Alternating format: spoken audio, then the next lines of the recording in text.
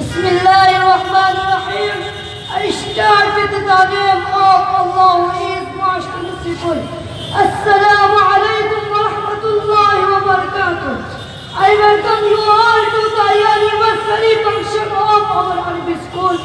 On this occasion, I would like to say something which is most important.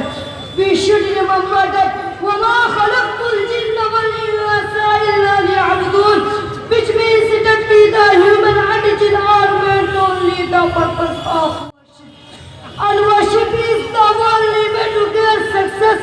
There are so many ways to worship our Lord Allah. However, namaz is the sword of Muslim. Through namaz only we can make Allah and His Rasul feel happy. The people who regularly pray Salah, they are on the way to Jannah. The people who does not pray Salah daily, they are on the way to Jahannam. May Allah bless us with 5 times Salah every day. Ameen. وَمَا عَلَيْنَا إِلَّا الْبَلَاغُ الْمُبِينُ. السلام عليكم ورحمة الله وبركاته. जी माशाअल्लाह।